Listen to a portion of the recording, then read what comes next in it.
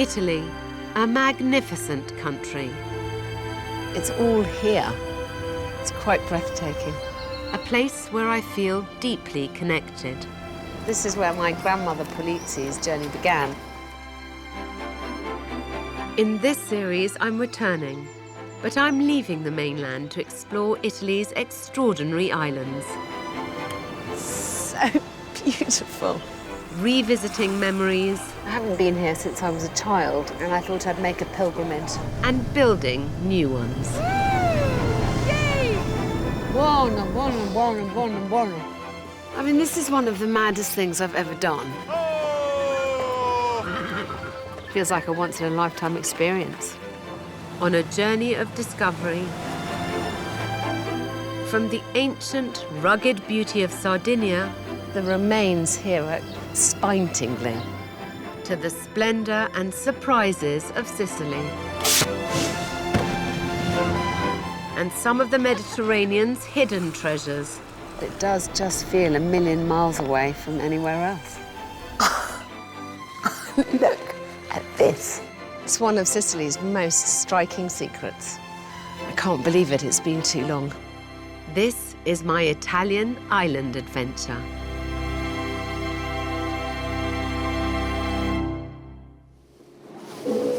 I've left behind Sardinia's vast landscapes in search of some of Italy's smaller islands. There are many more lesser-known discoveries off the mainland, begging to be explored, each one distinctly different.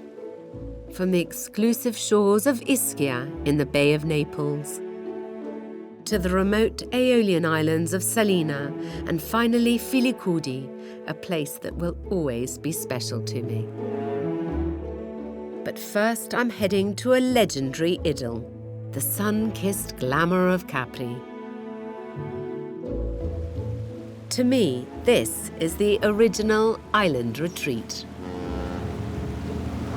Capri is well known as a magnet for intellectuals, artists, film stars, writers. It started off as a fishing village and it has become much, much more than that. It's a place I'm longing to explore more. As a child, my grandfather would take us out on his boat, but he hated mooring here. I can remember my excitement at being allowed once to stop for ice cream. Capri is known as the most glamorous of all the Italian islands. I haven't been here for years. When I was last here, I think it was very different for how it is today.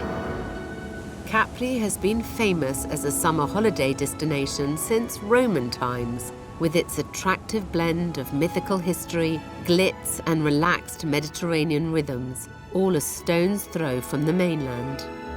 But the island's golden years were the 1950s and 60s, when the Hollywood jet set descended for work and for pleasure. It was a haven for the likes of Brigitte Bardot, Elizabeth Taylor and Clark Gable. For a bijou island just 4 miles long, the beguiling limestone cliffs of Capri still manage to seduce the rich and famous. Super yachts glide in and out of the most expensive marina in Italy, and the streets gleam with designer shop fronts. But among the big labels, there's one original store that all of Hollywood's glitterati have been to over the years. A place that epitomizes Capri's glamour. I'm at the world-famous Camphora of Capri. For someone who loves shoes like me, this is an institution because it was here from when Capri was a fishing village and it's still owned by the same family. Pop into this modest shop and you'll discover a family at work. Costanzo is at the helm today, making sandals the same way his grandfather did nearly 70 years ago. My grandfather started the business in 1946, and he had the idea to make a sandal that was not only leather, but bejeweled with corals, with stones, so making what is now called the Capri Sandals. Amadeo set the standard for sandal making and garnered quite a reputation. I know obviously your lips have to be sealed about your current customers, but what about some of the ones who are no longer with us? Well, think about Jacqueline Kennedy. My grandfather made sandals for her, and the first time she came it was midnight and the store was open only for her. How chic. Everybody, from Grace Kelly to Princess Margaret, coveted these made-to-measure sandals. So why do you think you have managed to survive as a business when so many others have gone by the wayside? Because of the passion we used to make our work. My grandfather gave this passion to his daughters and then to us. That's beautiful. Why don't you try them all? Shall I? I thought he'd never ask. They are lovely. So if you wait 10 minutes, we're gonna make for you. Thank you. How exciting. These sandals can cost up to €400, but sometimes you just have to indulge. It's only in Italy that you get a bespoke sandal made. Goodness. So chic to think that I'm treading in the footsteps of Jackie Kennedy. Che belli. Thank you very much. I'm absolutely thrilled with them. I do feel very Capri glamorous. During summer, Capri heaves with tourists arriving by ferry from nearby Naples, all wanting to experience this millionaire's playground. But behind the glitz and glamour, a community of 12,000 Caprese still live here and work here all year round. And some of them are involved in a crucial project. As much of Capri is inaccessible by car, I'm taking the Carellino up into the hills to a little-known beauty spot overlooking the port.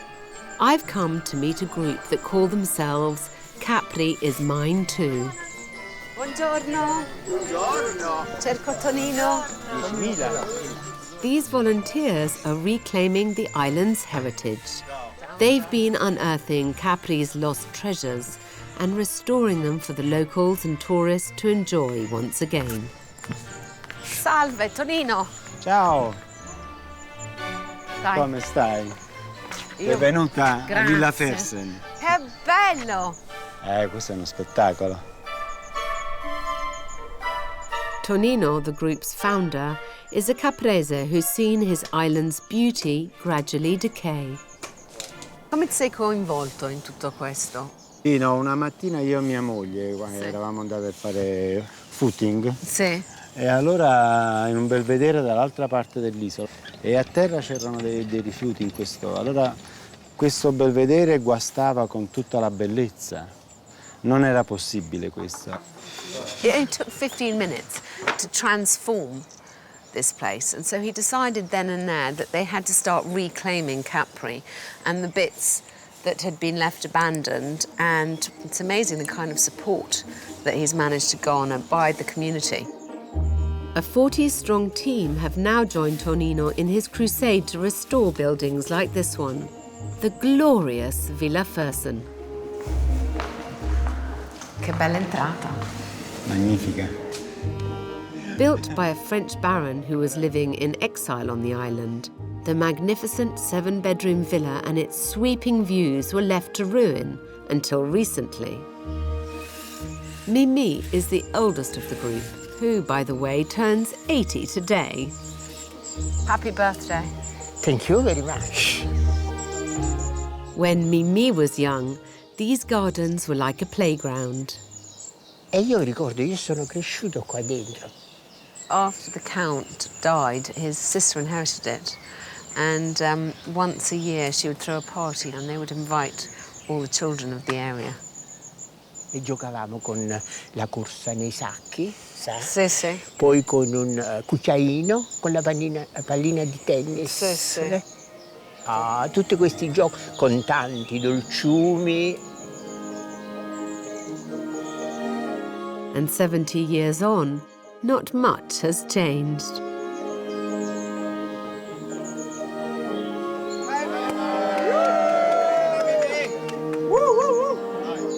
scendere dopo. My encounter with this island is brief, and yet I've managed to discover the two very different and equally charming sides to Capri. Grazie, grazie, grazie. Obviously, there's more to Capri than meets the eye. A casual visitor would never know how much is happening here. They might arrive at the port, come off, have an ice cream, get back on the boat again. But there's a real community here, and they're all incredibly proud of their island. It shows, look what they're prepared to do to preserve the natural beauties of it. It's been 20 years since my last visit, but it won't be that long until my next. But Capri is just the beginning of my island adventure. Capri has a big sister in the Bay of Naples, a more rugged, less discovered island, one that might not be as famous, but is considered by many to be even more beautiful. This is Ischia. I don't know it very well. I haven't been here since I was a child. I'd only ever come with my grandfather on his boat and only ever went ashore to buy food. I'm looking forward to exploring it more. You can reach Ischia from Naples in just 40 minutes, and yet day trippers often overlook this volcanic island.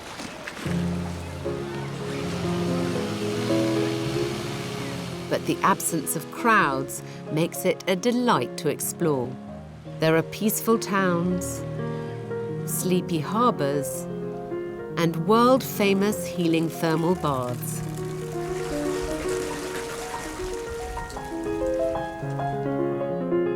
Ischia is known as the Green Island of the Mediterranean because of its abundant flora. Blessed with a mild and dry climate, parts of it feel like a horticultural paradise. And right at the centre of it all is what I think is Ischia's biggest attraction, one of the most enchanting gardens in Europe. La Mortella was the masterpiece of 20th century English composer Sir William Walton and his Argentinian wife Susanna. The couple moved here from England in 1949 to reawaken William's musical senses. Alessandra is the head gardener here and was a great friend of the late Lady Walton. She always said William needed a place where he could find rest and also resolve his composition problems. So she created the lower garden to create, she used the word a cocoon for him, a place where he could really find inspiration for his music. I think this garden really reflects the personality of Susanna, and it is full of passion, full of love. It is a story of love, and it shows in every corner. Every plant for her was worth her attention, her love, and her care. And this is a great, great lesson. Here you will find rare tropical plants and dense leafy foliage thriving around spectacular fountains. The Waltons certainly left their mark on this island. They made Ischia their own. And without sounding too ridiculously romantic, there is still a feeling of enormous affection that remains here.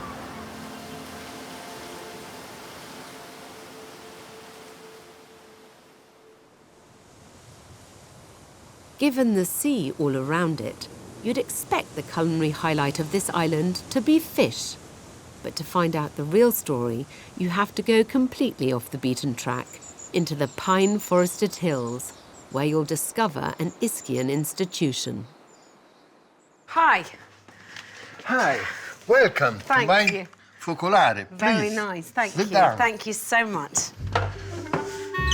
Trattoria Il Focolare, run by Riccardo, is a restaurant beloved by locals and frequented by tourists and celebrities, all keen to try the historic dish of the island, coniglio, or as we understand it, rabbit.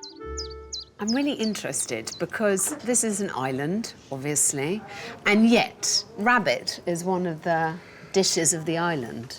It sounds strange, Yes, it does. but it's not. Every island Has a different identity. Rabbit is tradition and typical food on my island, and nobody must say the opposite. It's a real family affair here. Are all your children involved in the business? Yes, I have 6 girls and 2 boys. Chapeau, chapeau. Chapeau, chapeau. 2 boys are in the kitchen. Sylvia, the eldest, is agronomist. Sylvia farms their own rabbits from caves here, the free-range way, before they are used in a traditional recipe. It's a dish that I love. I'm so excited because I never eat rabbit at home. 5 ingredients: tomato, wine, garlic, spices. What spices? Sorry. I'm sorry. And how silly of me. And there is the secret. The secret. There is the suspension, the suspense. Yes, of course. This dish connects 4 generations of Riccardo's family. Delicious. I'm so excited. There's an etiquette to eating rabbit that even I knew nothing about. All the pieces of the rabbit are all different. Everybody at the table had their specific part of the rabbit, according to their standing. Now I give you the best, not the best, the most important, patriarca. What piece is this? È la coscia di dietro. It's the backside. The best. Thigh. The more back important. Thigh. So may I try? Yes. Con le dita? Bravo, brava, brava.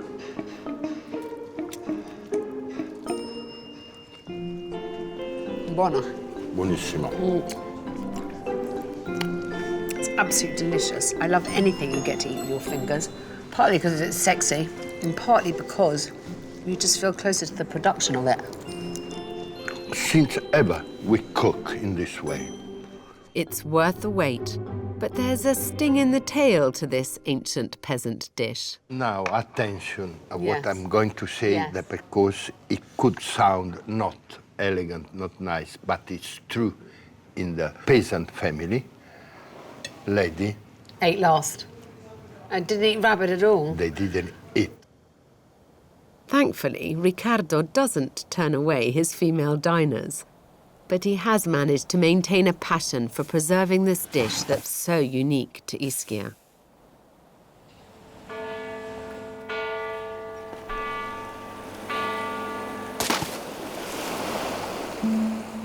A short bus ride from the port is Ischia Ponte, a seaside settlement that is the favoured place to stay for many tourists. And dominating this part of the island is Ischia's most visited attraction. Perched on a rocky islet is the medieval Aragonese castle. Walking across its bridge feels like a journey back to the Middle Ages. You can spend hours exploring the relics of centuries of foreign occupation. And if you visit the crypt of the old cathedral, you may come across a team of women who are at work restoring its ancient frescoes. And that's because this isn't just a castle.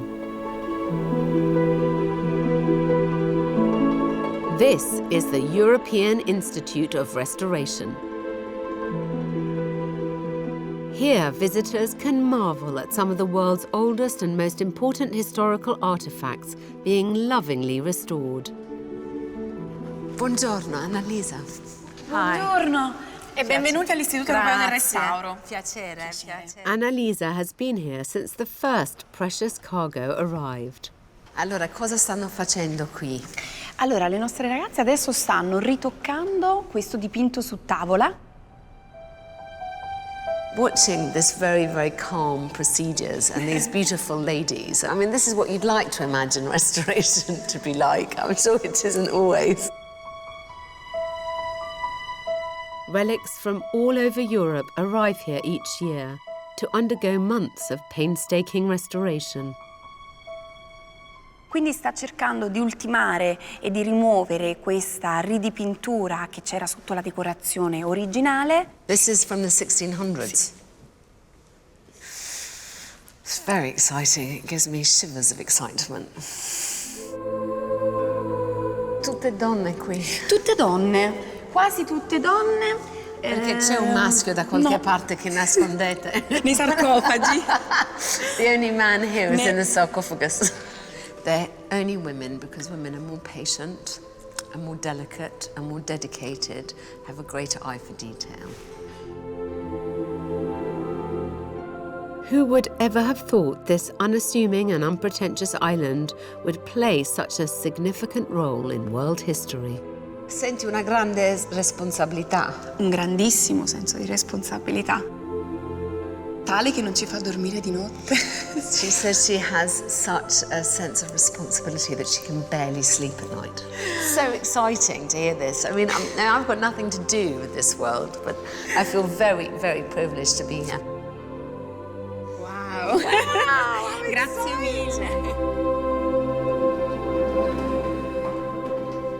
It's amazing coming to this castle. I didn't expect to be as impressed as I am, but once again, it's an example of the passion that Ischia inspires, I suppose. And I didn't expect Ischia to leave such an impression on me. The Bay of Naples has been fascinating, but perhaps the least known islands of all still lie ahead.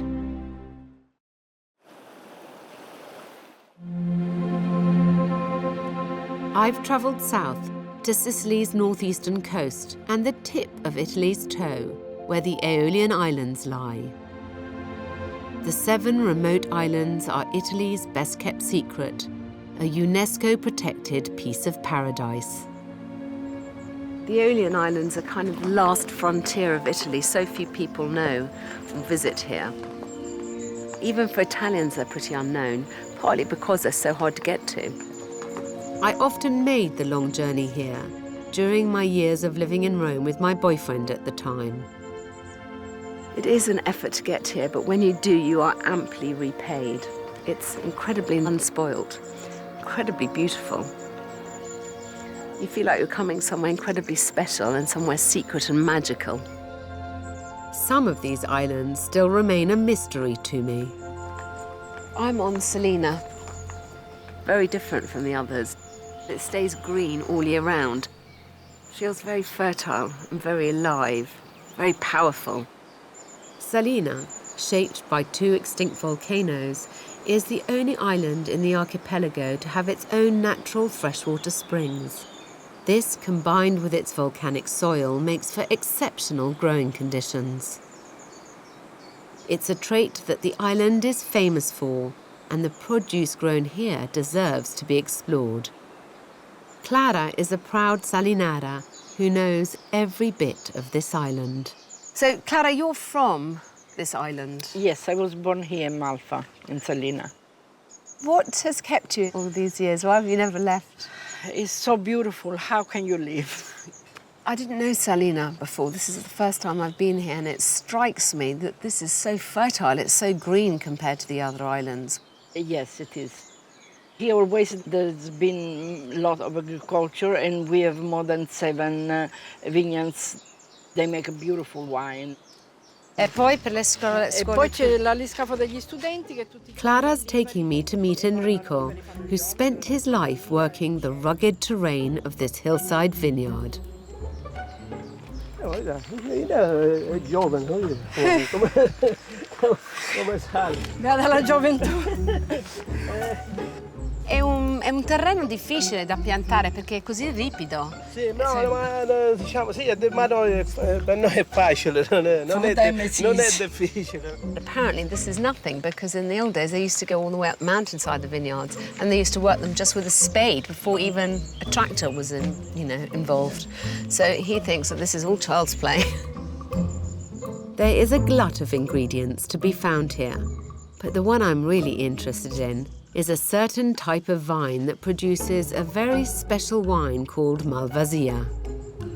The prosperity of Salena is built upon Yes, Malvasia. yes, it is. No? It was from the 18th century because they have many sailing boats and they were exporting Malvasia all over the world. Nothing tells the historical story of Salena better than this sweet wine, which reversed Salena's fortunes as a dirty, poor island. It was discovered by British soldiers fighting Napoleon who couldn't get enough of this tipple. Suddenly, the island was a thriving agricultural hub, and you couldn't move for vineyards.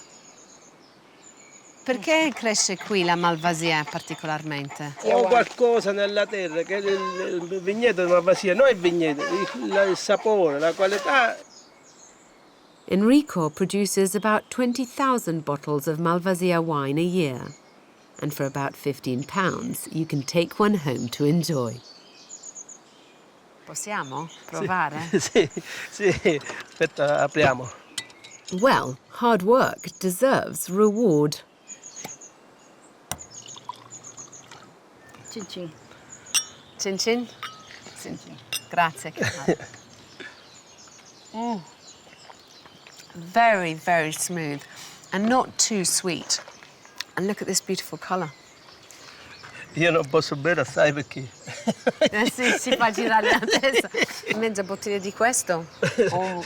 Si va a dormire. Malvasia is the triumph of Salena, but it's no longer all that the island's prosperity is built upon. Walkers hiking around the island will notice an abundance of caper trees. Some say the ones grown here are the best in the world. The islanders even celebrate the fact each year with a festival dedicated to this precious little bud. The caper plantations here are fascinating. Taking the reins from his great-grandfather's business, Roberto Rossello manages this one, near the stunning Bay of Polara. Roberto? Piacere. Alex. Ciao. Wow, l'odore è incredibile. Sì. Tante capperi, tanti. The caper might seem like a humble ingredient, but astonishingly there are over 130 varieties. Every summer, Roberto has to preserve his entire year's harvest, which takes an inordinate quantity of salt. E sono mangiabili adesso? Sono da dissalare, perché Sì. in questo momento hanno una grossa percentuale di sale, però in realtà è quasi tutto a perdere, perché comunque la salamoia che poi genera il cappero è da levare e solo circa il 15% resterà poi all'interno del cappero. For the cook, that's still a lot of salt, but Roberto has the best advice to share. Un giorno? Un giorno circa. That's something else I didn't know, that before using them, you shouldn't just rinse them, you should soak them for a day and change the water 3 or 4 times. I've never done that. It's not often that you get to see how produce makes its way from picking to plate. And after this, I'll spare a thought for poor Roberto. Una curiosità, una cosa molto particolare che quasi nessuno sa, che durante le prime settimane, quando i capperi stanno fermentando, emanano dei vapori che fanno effetto cipolla. Quindi tutto il periodo della raccolta quasi piange, che è un piacere. So he spends the whole of the first part of the summer sobbing in this room, crying his eyes out. Agriculture dominates day-to-day life here, and even though it is the second largest of the Aeolian Islands, much of Salena happily still feels untouched by tourism. But among the vineyards, it is possible to find a glamorous retreat that caters to the more discerning traveller. In the peaceful village of Malfa, in the heart of Salena, is Hotel Signum, a collection of farmhouses that blends old and new. It feels as if this hotel perfectly fits the place. It's quite stark and minimalist without being in any way modernist. There's lovely terraces and all of it bleached out by this pretty unforgiving sun. But aside from the beautiful simplicity of its decor, the hotel has managed to make use of the island's produce in every conceivable way. They've also made, with their local capers, a caper body scrub, a face mask, a face serum and a body lotion. I'm going to try the face mask. Never let it be said that I'm not game. This feels sorry, guys.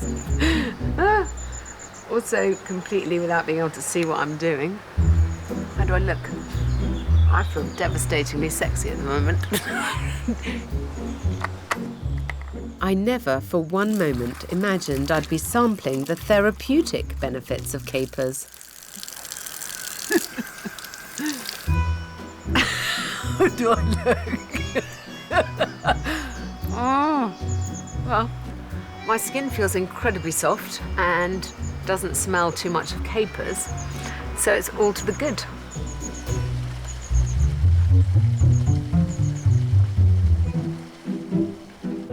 But perhaps you need to be a die-hard caper lover to try one of the hotel's signature desserts, caper ice cream. Ciao. Ciao, ecco per te il gelato al cappero di Salena. Grazie. Prego. I'm not sure whether I'm looking forward to this, but I can only give it a go. Interesting. Slightly bizarre.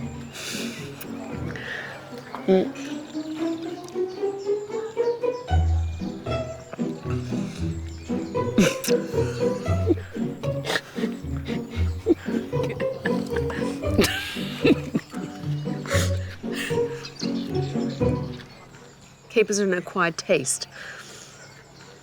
I don't know if I've quite acquired enough of a taste to have caper ice cream. The ice cream was a new experience for me.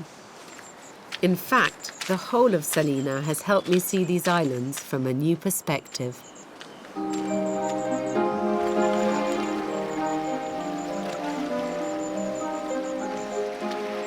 I've been so surprised by what I've seen today here in Salena. I've heard of it as the Green Island, but I didn't expect it to be this green, this fertile. However, over there, that heavily pregnant sleeping lady, that's my Aeolian island. That's Fini. I haven't been there for 14 years, and I can't wait to get back.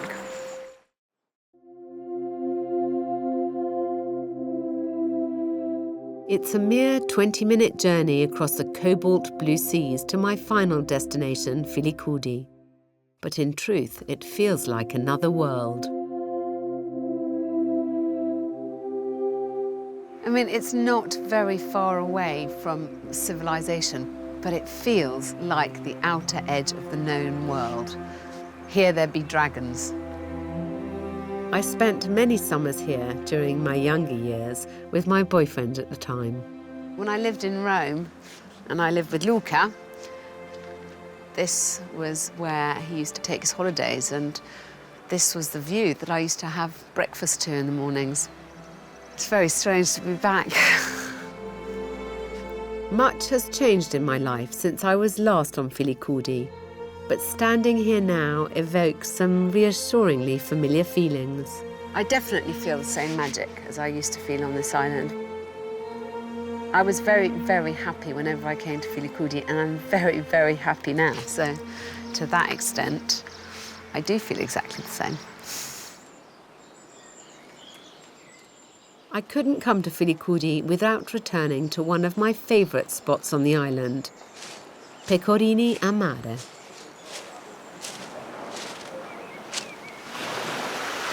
These amazing creatures are called velelle, and they're from the jellyfish family. And here the locals fry them and eat them, and they also eat them raw. It tastes like the sea. I love this beach. I love how smooth the stones are. I've got a stack of these in London, and I'm going to take another one home this time. I whiled away many an afternoon at this remote little spot.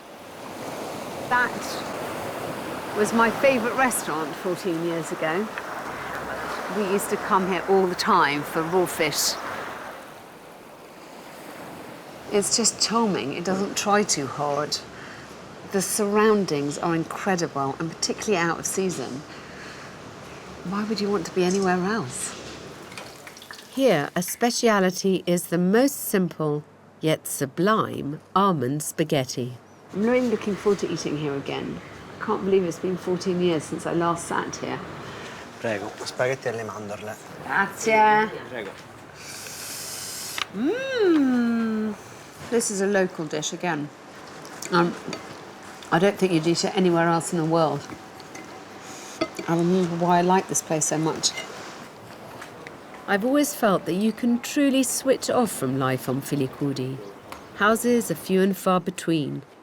Electricity and water only arrived on the island 30 years ago. And even today, when storms lash down, the locals are prone to days of isolation from the rest of the world. But for some of the residents here, that sense of detachment is the real appeal. Filicudi, in a way, feels quite lawless, as if you can do anything you want. Just the fact that so few people live here. There's only about 250, 300 people live here all year round, and it's a big island. It attracts people who are trying to escape from the ordinary run of the world. People like local artist Marina. 25 years ago, she came to Filicudi in search of an escape from the chaos and corruption of her home in Naples. Che vista! Eh sì, oggi è veramente bello. And she found it in a cave.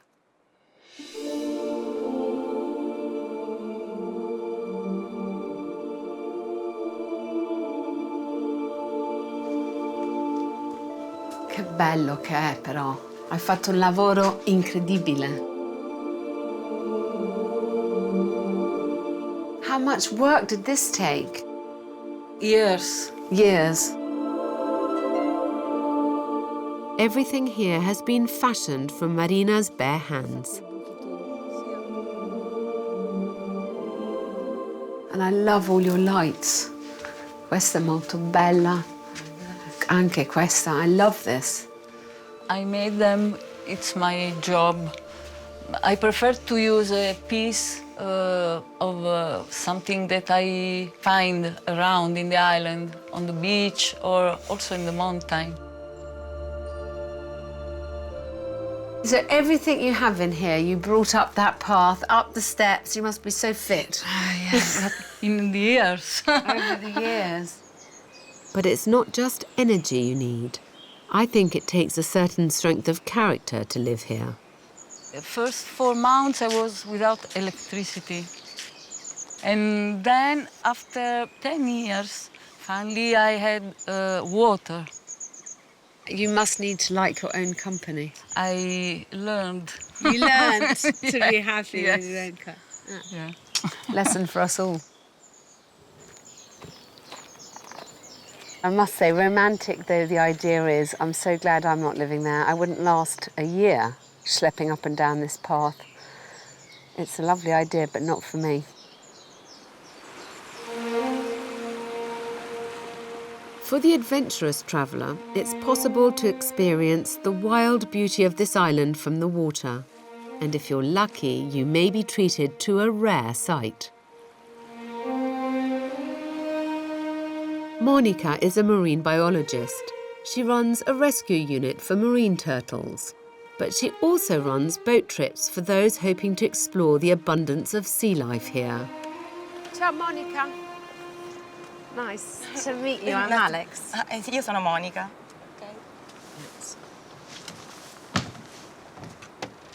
Ci sono tantissime meduse, mamma mia.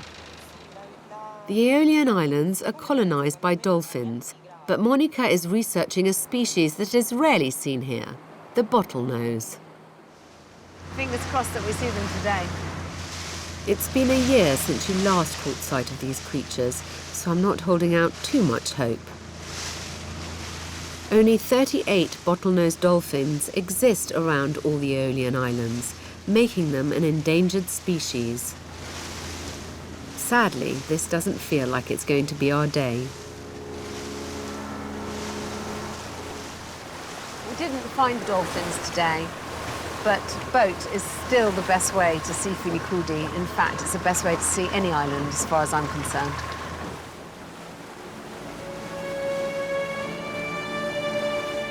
But just as we've given up hope, Monica spots something. Ah, eccoli laggiù. Lo vedi? Laggiù. Yay! Woo! Wow! Wow! Sono tutti iovi! Yeah, wonderful! they are my dolphins. It's very rare to see them while I see you before. Yeah. Gosh, there's lots of them. Astonishingly, Monica can identify every one of these dolphins from their distinctive dorsal fins. Oh, look, it's just there. You are very lucky. I can't believe how calm they are and how many there are of them all together. It's really, really exciting. It's amazing. Gosh. Well, I didn't think we were going to get to see this, so I feel very, very lucky. Sorry for my click. Clicking away with her camera, she can't believe it either. I've seen dolphins before, but I've never seen so many all so close. These are just hanging out. I can think of few other mornings in my life like this one. You could tell from Monica's excitement how rare it is to see bottlenose dolphins. She said she hadn't seen them for a year. That's why she took photo after photo after photo. I feel incredibly lucky to have been with her when she saw them again. Feels like a once-in-a-lifetime experience. It's been incredible travelling around Italy's minor islands. Spending time on these much smaller, very distinctive communities has just strengthened my belief that island life is unique. I think it takes a particular kind of person to live on an island. It's a life of extremes. It's a life of extreme beauty and extreme solitude and wild, stormy seas. I've seen an enormous amount of community spirit and passion and pride on every island I've been, which is admirable. You have to make your own society on an island, and that's something that it would be nice to replicate elsewhere. And to see me off, Filicudi is treating me to a spectacular sight. Absolutely incredible. I still love this place, and I still think it's got something so special about it that nowhere else I've ever been in the world can touch.